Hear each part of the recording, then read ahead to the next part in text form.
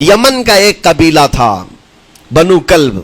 اس قبیلے کے ایک شخص تھے حارثہ نام, ان کی بیوی سعدہ. ایک چھوٹا سا واقعہ بتا رہا ہوں. حارثہ اور سعدہ چھوٹا سا خاندان تھا, 3 بچے تھے. حارثہ کے بیٹوں میں ایک بیٹے کا نام ہے زید. نام یاد رکھیں, بہت امپورٹنٹ نام میں ذکر کر رہا ہوں. ایک ہی نام ایسا ہے جو قرآن میں آیا ہوا ہے, وہ زید. یہ حارثہ کے بیٹے زید ہے, بیوی سعدہ ہے.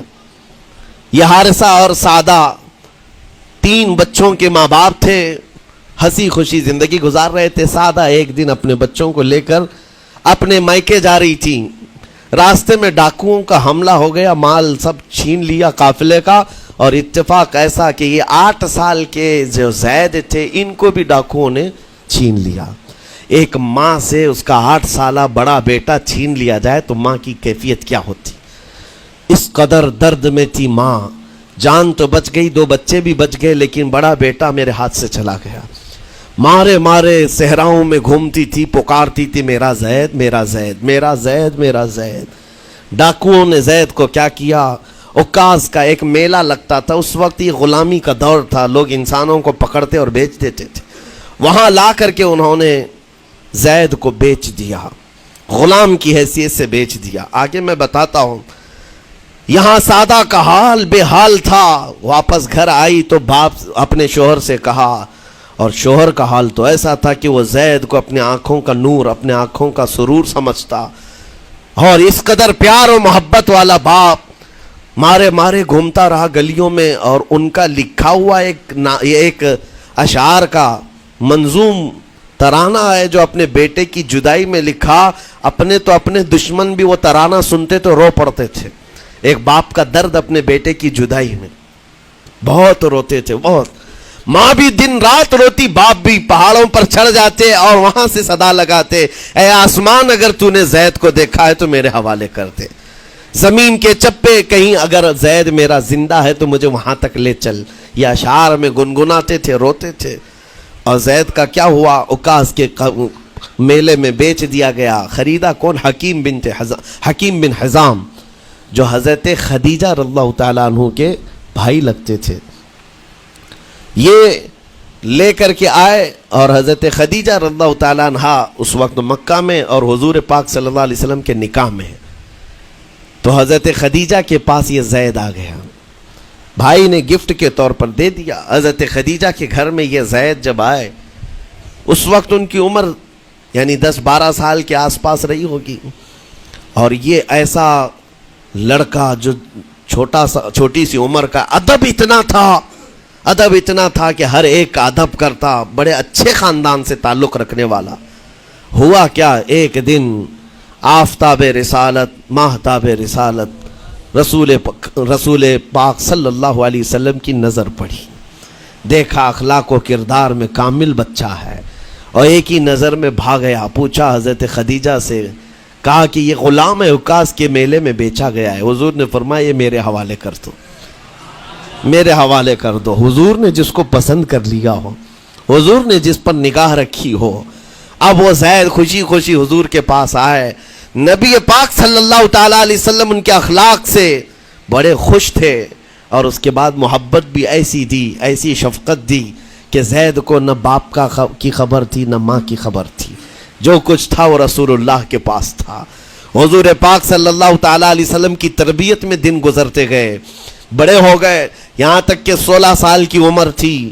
ایک دن حج کے موسم میں یمن کا بنو کلب خاندان آیا ہوا تھا, اور وہاں حج کے دوران وہ لوگ زید کے باپ حارثہ کے لکھے ہوئے اشعار پڑھ رہے تھے اور لوگوں کو رلا رہے تھے. ایک ہمارے قبیلے میں باپ ہے جو بچھڑے ہوئے بچے کی یاد میں روز روتا ہے, اس کے اشعار تو سنو. لوگ سن کر کے رو رہے تھے, یمن کا کوئی ایسا باپ ہے جو یوسف گمگشتہ کی خبر میں رویا کرتا ہے. یہ لوگوں کی بھیڑ لگی تھی, اسی کے سامنے سے زید کا گزر بھی ہو رہا تھا. بنو کلب کے لوگوں نے زید کو دیکھا, پہچان لیا, یہی تو وہ بچہ ہے جس کی یاد میں اس کا باپ روتا ہے. اور اس کو بلایا اور کہا تیرا نام, کہا زید. باپ کا نام حارثہ, کہا یہی تو ہے جس کے غم میں پورے اشعار پڑے جا رہے یمن میں. زید سے کہا تجھے پتہ ہے تیرے باپ کا رو رو کر کے کیا حال ہو گیا. تیری ماں صحراؤں میں آواز دیتی ہے, پہاڑوں پر چڑھ جاتی ہے. ایک بچے کے لیے اس کے ماں باپ کی جدائی بتا دینا کتنی بڑی بات تھی. میرے عزیزوں, سالوں کی یہ گم گشتہ خبر پھر سے واپس مل گئی ہے. زید نے کیا کہا کہ اب میرے ماں باپ سے جا کر کہہ دیں کہ رونا دھونا بند کریں, اونٹوں کی طرح ادھر ادھر بھٹکنا بند کریں, انہیں میرا سلام پہنچائیں اور کہیں انہوں نے جہاں مجھے دیکھنا تھا اس سے بہتر جگہ میں ہوں, اس سے بہتر جگہ میں ہوں. یہ بنو کلب خاندان گیا یمن, جا کر کے باپ سے کہا, حارثہ سے اور سعدہ سے, خبر تمہارے لیے اچھی لائے, تمہارا گم ہوا بیٹا جو پچھلے 10-12 سالوں سے تمہیں نہیں مل رہا تھا وہ حرم کعبہ کے پاس ہمیں نظر آیا ہے. غلام بنا کر لوگوں نے بیچا ہے اسے, لیکن وہ ایک ایسے حسین و جمیل کی غلامی میں ہے, ایک ایسے حسن والے کی غلامی میں ہے کہ زید وہاں سے ہٹنا نہیں چاہتا. باپ نے کہا میرے کلیجے سے پوچھو مجھ پر گزرتی کیا ہے, اس کی ماں سے پوچھو, ایک نظر دیکھ لے گا وہ واپس ہماری جھولی میں آ جائے گا. دوڑتے دوڑتے یمن سے گھنٹوں یعنی جو مہینوں کا سفر تھا دنوں میں طے کر کے پہنچے. مکہ آئے, جیسی آئے تو رسول پاک صلی اللہ علیہ وسلم کو ڈھونڈا. حضور پاک مل گئے تو دھاڑے مار مار کر باپ رونے لگا اور کہا کہ اے محمد صلی اللہ علیہ وسلم, ہم نے آپ کے متعلق سنا ہے یتیموں کے والی ہیں, آپ کا دل بہت بڑا ہے, مجھ باپ کے اوپر رحم کیجئے, برسوں سے اپنے بچے کے لیے ترس رہا ہے, میں اور میری بیوی تڑپتے ہیں, صحراؤں میں آواز دیتے ہیں. حضور نے پوچھا ہوا کیا ہے تمہارے ساتھ؟ کہا ہمارا بیٹا گم ہو گیا تھا, برسوں ہو گئے تھے, لیکن سنا ہے وہ یہاں رہتا ہے. حضور نے پوچھا کیا نام ہے اس کا؟ کہا زید اس کا نام ہے, میرا نام حارثہ ہے. حضور پاک صلی اللہ علیہ وسلم کے محبوب زید کے بارے میں پوچھ لیا. حضور جس سے خود محبت کرتے ہو, حضور جس سے محبت کرتے ہو, باپ نے پوچھ لیا. حضور نے فرمایا کہ ٹھیک ہے, میں ایک باپ کے کلیجے سے اس کے بیٹے کو الگ نہیں کر سکتا, ماں سے اس کے بیٹے کو جدا نہیں کر سکتا, لیکن بات اتنی ہے کہ زید کو بلایا جائے, فیصلہ اس کے ہاتھ میں ہے, فیصلہ اس کے ہاتھ میں ہے. میں زید کو بلاتا ہوں. غلام تھے اس وقت, حضرت زید کو بلایا گیا اور اس وقت بھری جوانی والا زید ہے. جیسی ہی آئے پہلی نظر باپ کو دیکھا, ماں کو دیکھا, ماں باپ تو چیخ پڑے ہمارا زید مل گیا, ہمارا زید مل گیا. لیکن کمال کی بات میں دیکھتا ہوں ایسی دیوانگی پوری دنیا میں نہیں ہے. زید نے دیکھا اپنے ماں اور باپ کو, لیکن اسی وقت اپنی آنکھیں جھکا لی اور حضور کی طرف کر لیا. کہا نہ, ادھر پہلے حضور پاک صلی اللہ علیہ وسلم کی طرف. حضور نے دیکھا کہ زید ماں باپ کی طرف دیکھ نہیں رہے ہو, جو رو رو کر کے برا حال کر چکے ہو. حضور نے زید سے کہا پہچانتے ہو؟ کہا ہاں حضور, یہ میرے باپ ہیں اور یہ میری ماں ہے, یہ میرے چچا ہیں. حضور نے فرمایا پھر ملتے کیوں نہیں ہو؟ کہا سرکار اگر اجازت ہو تو ملوں گا, برسوں کا بچھڑا ہوا جوان ہے, آپ اجازت دو تو میں ملوں گا. نبی پاک صلی اللہ علیہ وسلم نے فرمایا جاؤ تمہیں اجازت ہے. جیسی گئے اس منظر کو جو بیان کیا گیا ہے میرے عزیزوں, ہم پڑھتے ہیں تو آنکھیں بھیگ جاتی ہیں. ماں لپٹ کر کے اپنے بچے کو ہر جگہ چوم رہی ہو, باپ سینے سے لگا کر کے دھاڑے مار کر رو رہا ہو. پہلے تو غش کھا کر گر گیا تھا, پھر افاقہ ہوا, یہ دردناک منظر تھا. اس کے بعد زید بن حارثہ کو کیوں نہ تکلیف ہو, غم کیوں نہ ہو, ماں باپ بچھڑے ہوئے اتنے سالوں کے بعد دیکھنے کو ملے, دل پر کیا بیت رہی ہوگی.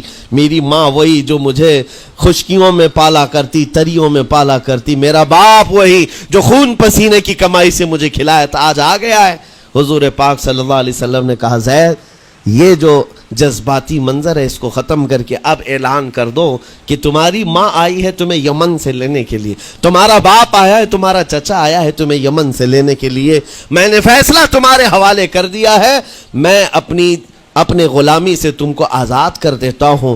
تم بغیر کوئی فدیہ لیے ہوئے, بغیر کوئی پیسہ لیے ہوئے, اس وقت اپنے غلام کو کوئی چھوڑتا نہیں تھا, لیکن تمہاری ماں کا درد دیکھا نہیں جا رہا, میں آزاد کر دوں گا بغیر کسی فدیہ کے, تو اپنی ماں اور اپنے باپ کے پاس جا سکتا ہے. اتنا حضور کا فرمان, آزاد کر دینا مکہ میں آسان نہیں تھا. بیٹے کو آزاد کیا حضور پاک صلی اللہ علیہ وسلم نے, تب جانتے ہو وہ کمال کا بیٹا ہے زید بن حارثہ. उसी वक्त अपनी माँ को देखते हैं, बाप को देखते हैं, चचा को देखते हैं, और उसके बाद मक्का वाले ये मंजर देखने के लिए जमा थे।